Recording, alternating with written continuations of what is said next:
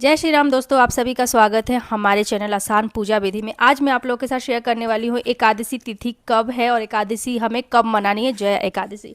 तो देखिए, हिंदू धर्म में एकादशी का बहुत बड़ा महत्व होता है। ये भगवान विष्णु को समर्पित होता है और माघ मास के शुक्ल पक्ष में पड़ने वाली एकादशी को हम लोग जया एकादशी के नाम से जानते हैं। माघ का महीना भगवान विष्णु को, भगवान कृष्ण को अति प्रिय है। माघ महीने में दान पुण्य करना, गंगा स्नान करने का बहुत बड़ा महत्व है।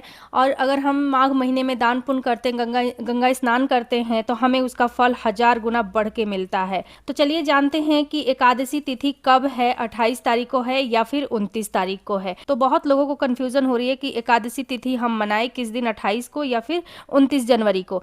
तो देखिए, एकादशी तिथि 28 तारीख को आरंभ हो जाएगी, 4:35 से शुरू हो जाएगी शाम के, और ये 29 जनवरी को रहेगी दोपहर 1:55 तक ये तिथि रहेगी, एकादशी तिथि रहेगी। तो उदया तिथि को देखते हुए एकादशी तिथि का व्रत जो है वो 29 जनवरी को रखा जाएगा। उस दिन व्रत रख सकते हैं और 30 तारीख को इसका पारण होगा। तो चलिए जान लेते हैं कि पारण का शुभ मुहूर्त कब रहेगा। तो पारण का शुभ मुहूर्त रहेगा सुबह के 7:13 से लेकर 9:29 तक शुभ मुहूर्त रहेगा। तो आप इस बीच में पारण कर सकते हैं।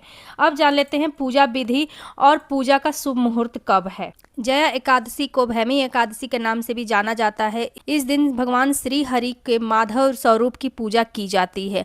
तो चलिए जान लेते हैं कि पूजा मुहूर्त कब है। पूजा का शुभ मुहूर्त है 12:13 से लेकर 12:56 तक शुभ मुहूर्त रहेगा। अभिजीत मुहूर्त बोला जाएगा उसको। इस मुहूर्त में आप पूजा पाठ कर सकते हैं। तो चलिए जान लेते हैं पूजा विधि।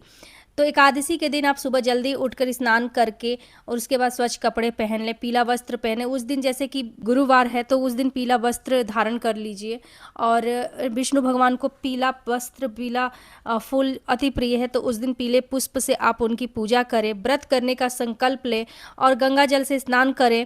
संभव हो तो गंगा जी में जाके भी स्नान कर सकते हैं। अगर आपके घर के आसपास गंगा नदी है या फिर कोई भी नदी है तो आप वहाँ स्नान कर सकते हैं। उसके बाद भगवान विष्णु का व्रत रखें उस दिन। उसके बाद आप भगवान विष्णु की विधिवत पूजा करें और व्रत रखें और भगवान विष्णु को भोग अर्पित करें। भोग में आप तुलसी दल अवश्य डालें। इस दिन विष्णु सहस्त्र नाम का पाठ करना अति शुभ है, तो आप उस दिन विष्णु सहस्त्र नाम का पाठ कर सकते हैं जया एकादशी के दिन, क्योंकि उस दिन गुरुवार भी है तो बहुत ही शुभ दिन है। तो आप विष्णु सहस्त्र नाम का पाठ जरूर करें। तो इस वीडियो में इतना ही। जय श्री राम, जय हनुमान।